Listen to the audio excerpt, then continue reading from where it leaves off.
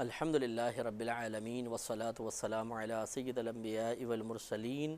اما بعد فاعوذ باللہ من الشیطان الرجیم بسم اللہ الرحمن الرحیم۔ اللہ تبارک و تعالیٰ کا بڑا فضل و کرم ہے کہ اس نے ہمیں اپنے محبوب بندوں کا ذکر کرنے کی توفیق عطا فرمائی،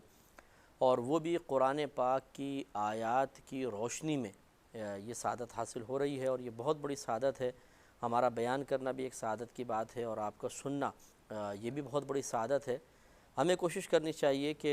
جو قرآن میں انبیاء علیہم السلام کے خصوصی طور پر تذکرے کیے گئے ہیں انہیں بغور سنیں اور ان سے حاصل ہونے والے نکات کو سمجھنے کی کوشش کریں۔ اللہ تبارک و تعالیٰ جب کوئی بات قرآن عظیم میں بیان فرماتا ہے تو یقیناً اس کے پیچھے ہزارہا حکمتیں پوشیدہ ہوتی ہیں۔ عیسیٰ علیہ السلام کا یہ واقعہ ذکر کیا گیا، اس میں بھی بہت ساری مصلحتیں پوشیدہ ہیں۔ اب ہمارا کمال یہ ہے کہ ہم اس مصلحت کو سمجھیں اور اس کے تقاضے کے مطابق استفادہ کرتے ہوئے اپنے عمل کو، اپنی سوچ کو، اپنی فکر کو، اپنے عقائد کو بہتر سے بہتر کریں۔ ہمارا آج سورہ آل عمران چل رہی تھی، اور اس میں حضرت عیسیٰ علیہ السلام نے اپنے ایک معجزے کا تذکرہ کیا، اور اس معجزے کو دکھاتے ہوئے آپ جو بھی عمل کرتے تھے، مثلا پرندے کو زندہ کر کے اڑانا، اس کے علاوہ مادرزاد اندھے کو بینائی دینا، اور برس کے مرض والے شخص کو ہاتھ پھیر کے شفا دے دینا، اس طرح مردوں کو زندہ کرنا، خود آپ اس کو بیان فرما رہے ہیں اور اپنی طرف نسبت کر رہے ہیں کہ میں ایسا کرتا ہوں۔ اور اس پر ہمارا تفصیلی کلام گزر چکا ہے کہ اصل فاعل حقیقی اللہ تبارک و تعالیٰ کی ذات پاک ہے، لیکن اللہ تعالیٰ اپنے افعال کے ظہور و اظہار کے لیے دنیا میں جس کو بھی وسیلہ بناتا ہے، کبھی کبھی ایسا بھی ہوتا ہے کہ اس وسیلے ذریعہ اور سبب کی طرف فعل کی نسبت ہو جاتی ہے، تو یہ اس کی طرف فعل کی نسبت کرنا اصل میں اللہ تبارک و تعالیٰ کی طرف سے اس فعل کے صدور پذیر ہونے کا انکار نہیں ہوتا ہے۔ جیسے کہ بعض نے سمجھا کہ اگر آپ شفا کی نسبت بزرگ کی طرف کر دیں گے، اولاد دینے کی نسبت بزرگ کی طرف کر دیں گے، اسی طریقے سے کچھ حاجت پوری کرنے، مصیبت ٹال دینے کی نسبت بزرگ کی طرف کر دیں گے، تو یہ کفر و شرک ہو جائے گا، اس لیے کہ اس کی نسبت صرف اللہ کی طرف ہونی چاہیے۔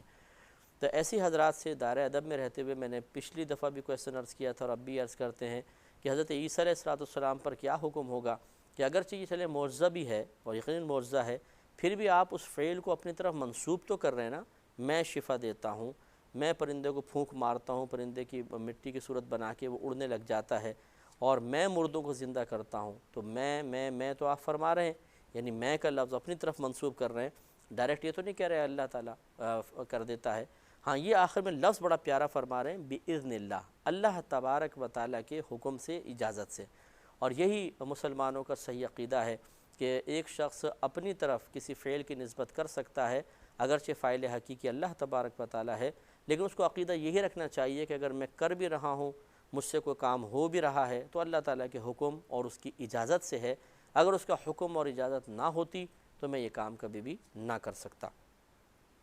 ابھی جو ہے حضرت عیسیٰ علیہ السلام نے فرمایا کہ وَأُحْيِي الْمَوْتَى بِإِذْنِ اللَّهِ، اور میں اللہ تعالیٰ کے حکم سے، اذن سے مردوں کو زندہ کرتا ہوں۔ اس کی تفسیر حضرت ابن عباس رضی اللہ تعالیٰ عنہ کے حوالے سے بیان ہو رہی تھی،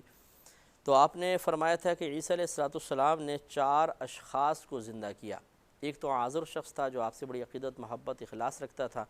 اس کی بہن نے بتایا کہ یہ بہت بیمار ہے، تو آپ اگر کرم فرمائیں، اور وہ رہتا تھا 3 دن کی مسافت پر۔ حضرت عیسیٰ علیہ السلام جب وہاں پہنچے تو پتہ چلا کہ اس کا تو 3 دن پہلے ہی انتقال ہو گیا ہے۔ تو آپ نے اس کی بہن سے کہا مجھے قبر پہ لے جاؤ، وہ قبر پہ لے کر گئیں، تو آپ نے اللہ تبارک و تعالیٰ کے حکم سے عازر کو زندہ کیا۔ وہ باقاعدہ قبر سے گھر حاضر ہوئے، گھر تشریف لائے، اور پھر ان کی شادی ہوئی اور اولاد بھی ہوئی، اتنا طویل عرصے مزید وہ زندہ رہے۔ دوسرا یہ مفسرین نے فرمایا ہے کہ ایک بڑھیا کا لڑکا تھا جس کا جنازہ حضرت عیسیٰ علیہ السلام کے سامنے سے گزرا، تو آپ نے اس کے لیے دعا فرمائی، تو وہ نوجوان بھی زندہ ہو گیا، اور جنہوں نے اس کو کندھے پہ اٹھایا ہوا تھا، لوگ ان کے اوپر سے وہ کودتا ہوا نیچے آیا، گھر پہنچا، کپڑے پہنے، اور پھر وہ کافی عرصے زندہ رہا، اس کے بھی اولاد ہوئی۔ تیسرا فرماتے ہیں کہ ایک لڑکی تھی جو شام کو اس کا انتقال ہو گیا، اللہ تبارک و تعالیٰ نے حضرت عیسیٰ علیہ السلام کو توفیق عطا فرمائی، آپ نے اس بچی کے لیے دعا کی تو وہ زندہ ہو گئی۔ اور چوتھا سام ابن نوح رضی اللہ تعالیٰ عنہ، یہ حضرت نوح علیہ السلام کی اولاد میں سے ہیں، بیٹے تھے، ان کی وفات کو ہزاروں برس گزر گئے تھے، کہتے یہ ہیں کہ ہزاروں برس گزر گئے تھے، تو لوگوں نے خواہش کی کہ آپ ان کو زندہ کریں تاکہ ہم ان سے حق چیز کو معلوم کریں۔ آپ ان کی نشاندہی پر ان کی قبر پر پہنچے اور اللہ تعالیٰ سے دعا کی، تو حضرت سام جو تھے وہ فوراً زندہ ہو گئے اور اٹھ بیٹھے اور گھبرا گئے، ان کو ایسا لگا کہ شاید یہ قیامت قائم ہو گئی ہے۔ اس لیے علماء نے فرمایا کہ وہ اتنے خوفزدہ ہوئے تھے اس تصور کی وجہ سے کہ آدھے سر کے بال سفید ہو گئے تھے۔ تو اس طرح عیسیٰ علیہ السلام نے پھر انہوں نے درخواست بھی کی عیسیٰ علیہ السلام سے کہ آپ دعا کریں کہ اللہ تعالیٰ مجھے دوبارہ موت کی سختی میں مبتلا نہ کریں۔ تو پھر آپ نے دعا فرمائی اور بڑی آسانی سے ان کی روح مبارکہ جسم سے نکلی۔ تو اس طرح گویا کہ عیسیٰ علیہ السلام نے مردوں کو زندہ کیا ہے۔ اور دیکھیں، ایک تو ہوتا ہے ضرورت کے تحت کرنا، ایک ہے لوگوں کی خواہش پہ کرنا۔ لوگوں نے خواہش کا اظہار کیا کہ سام بن نوح کہ ہم زیارت کر لیں اور ان سے آخرت کے امور کے بارے میں کوئسچن کر لیں، تو آپ نے ان کو زندہ فرما دیا۔ اس کا مطلب ہے کہ یہ کوئی وقتی کیفیت نہیں تھی، یہ کوئی وقتی انعام نہیں تھا۔ جب کسی نے ڈیمانڈ کی، حضرت عیسیٰ علیہ السلام نے معجزہ دکھا دیا۔ تو یہ بعض اوقات یہ بھی ہوتا ہے کہ بعض اوقات مطلب وسوسہ آ جاتا ہے کہ ایک تو ہوتا ہے کہ دائمی طور پر کسی میں کسی صلاحیت کا موجود ہونا، اور ایک ہے کہ عارضی طور پر ہونا۔ بعض کہتے ہیں کہ یہ جو شفا دے دی، فلاں معاملہ ہوا، یہ عارضی طور پر ہوتا ہے کیونکہ اللہ تعالیٰ ان کو معجزے کے اظہار کا حکم دیتا ہے، وہ معجزہ ظاہر کرتے ہیں، اس کے بعد سب ختم ہو جاتا ہے۔ لیکن یہ صحیح نہیں ہے۔ اللہ تبارک و تعالیٰ اپنے نبیوں کو جب کچھ عطا فرماتا ہے تو دائمی طور پہ عطا فرماتا ہے، واپس چھیننے کے لیے عطا نہیں کرتا۔ لہٰذا عیسیٰ علیہ السلام کو جو مردہ زندہ کرنے کی نعمت سے نوازا اور مریضوں کو شفا دینے کی سعادت عطا فرمائی تھی، تو یہ دائمی طور پر تھی۔ ایسا نہیں ہے کہ کسی وقتی کیفیت کے تابع ہو کے یا اللہ تبارک و تعالیٰ کی طرف سے کسی خاص پرٹیکولر وقت میں آپ کو اجازت تھی، اس کے بعد نہیں تھی، جب آپ چاہتے یہ کام کر لیا کرتے تھے۔ لہٰذا یہی اب معاملہ انبیاء علیہ السلام سے اس امت کے اولیاء عظام میں منتقل ہو کر آیا ہے کہ اگر ان سے بھی جا کر طلب امداد دائرۂ ادب میں رہ کر قیودات شرعیہ کا لحاظ کر کے کی جائے تو ضرور مدد کرتے ہیں، اور الحمدللہ اللہ تعالیٰ ان کی دعاؤں کی برکت سے مسائل کو حل بھی فرما دیتا ہے۔ تو جب یہ حضرت عیسیٰ علیہ السلام نے مردوں کو زندہ کرنے والا معجزہ دکھایا تو بعض لوگوں نے کہا، اور جس طرح شفا آپ کی دست مبارکہ سے لوگوں تک پہنچی، تو بعض لوگوں نے جو اس زمانے کے خراب قسم کے لوگ تھے یہ شور مچانا شروع کر دیا کہ یہ تو حضرت عیسیٰ علیہ السلام کا ایک جادو ہے، معاذ اللہ مکر ہے، اور لوگوں کو بھٹکانا شروع کر دیا کہ ان کی بات نہ مانیں، ان کے قریب نہ جائیں، ایمان قبول نہ کریں۔ اس پر پھر حضرت عیسیٰ علیہ السلام نے فرمایا کہ اگر یہ تمام چیزیں بالفرض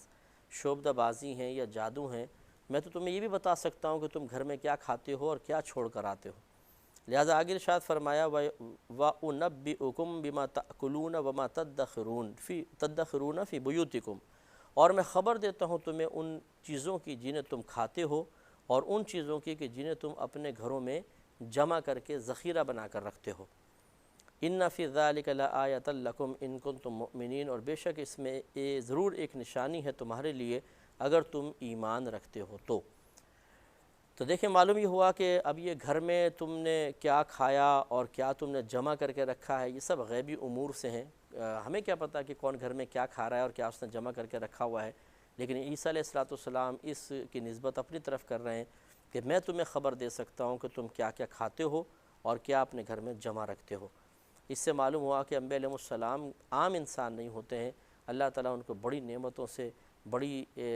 برکتوں سے، بڑے کمالات سے، بڑے انعامات سے نوازتا ہے کہ جو ہم جیسے لوگوں کو عموماً حاصل نہیں ہوتے ہیں۔ لہٰذا اب حضرت عیسیٰ علیہ السلام نے گویا کہ خبر دے کر ثابت فرما دیا کہ یہ تم اگر سمجھ رہے ہو جادو ہے تو یہ خبر دینا تو جادو نہیں ہے۔ تو گویا کہ اللہ تعالیٰ نے عیسیٰ علیہ السلام کو دائمی طور پر یہ نعمت سے نوازا تھا، جب چاہیں کسی کے بارے میں آپ بتا سکتے تھے۔ اب یقینی سی بات ہے کہ جب ایسی بزرگ ہستی موجود ہو، چاہے وہ کسی بھی دور میں ہو، تو لوگ اس سے ضرور استفادہ کرتے ہیں۔ تو اس طرح آپ کے پاس بھی لوگ آتے اور شفا کے حصول کے لیے کوشش کرتے۔ تو اسی طریقے سے آج بھی اگر کوئی روحانی شخصیت ہیں کہ لوگ ان کے پاس جا رہے ہیں اور جا کے کہتے ہیں جی ہم اپنے مشکلات کے حل کے لیے آئے ہیں، دعا کروانے کے لیے آئے ہیں، پریشانی کو دور کرنے کی غرض سے یہاں پر جمع ہوئے ہیں، تو اس میں کوئی حرج نہیں ہے اور ایسے لوگوں کو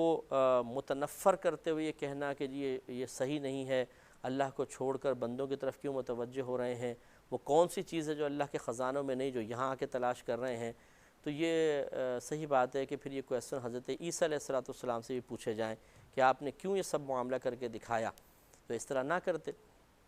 لیکن یہ اعتراض عیسیٰ علیہ السلام پر نہیں ہوگا بلکہ اللہ تبارک و تعالیٰ پر ہوگا۔ قرآن تو ہمیں مختلف مقامات پر اچھی باتیں سکھاتا ہے، عقیدہ سکھاتا ہے، عقیدے کی درستگی بتاتا ہے، اعمال کی درستگی بتاتا ہے، تو جو اللہ تعالیٰ کے بتائے ہوئے پہ اعتراض کرے پھر وہ اپنا ٹھکانہ خود دیکھ لے کہ کہاں ہو سکتا ہے۔ اس لیے ذرا سی احتیاط اختیار کرنا واجب ہے اور بڑے محتاط انداز سے ان چیزوں پر کلام کیا جائے۔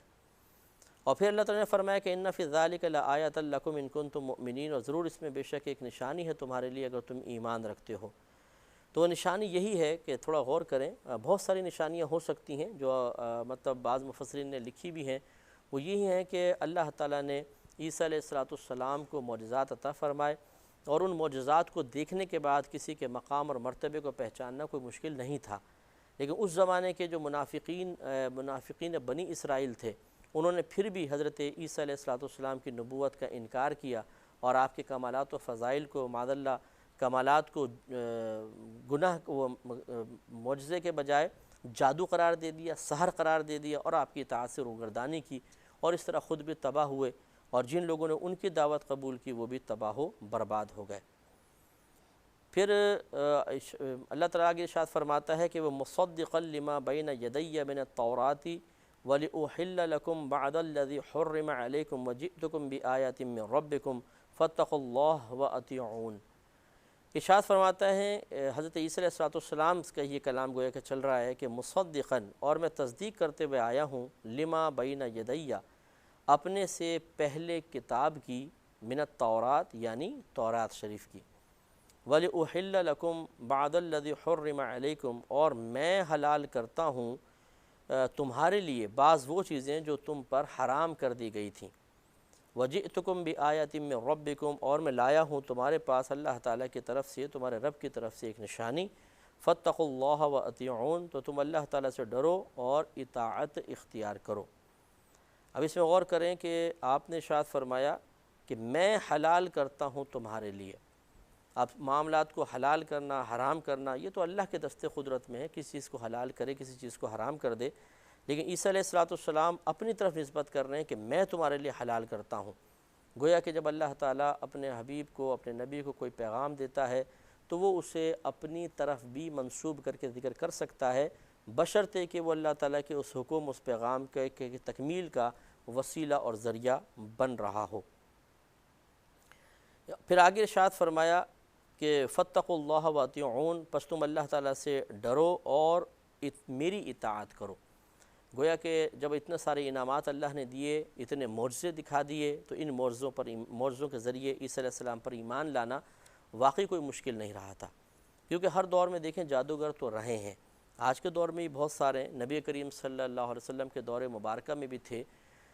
تو وہ جادو جو شخص جس فیلڈ کا ہوتا ہے وہ اپنے فیلڈ کے لوگوں کو بہت جلد اور بآسانی پہچان لیتا ہے۔ وہ لوگ اس بات کے اقرار کرنے پر مجبور تھے کہ یہ جو کچھ عیسیٰ علیہ السلام دکھا رہے ہیں یقیناً یہ ان کے اپنی طرف سے نہیں ہے، یہ من جانب اللہ ہے، کیونکہ وہ اس کے مثل بنانے سے عاجز آ گئے تھے۔ تو اس لیے ہمیں بھی کوشش کرنی چاہیے کہ اس بات پر غور و تفکر کریں کہ اللہ تبارک و تعالیٰ جب کسی کو وسیلہ بنا دیتا ہے تو اس کو بڑی بعض اوقات طاقت عطا فرماتا ہے، قوت عطا فرماتا ہے، اور اگر وہ اپنی طرف کسی فعل کی نسبت کر بھی لیتے ہیں تو اس میں شرک کا کوئی شائبہ نہیں رہتا ہے۔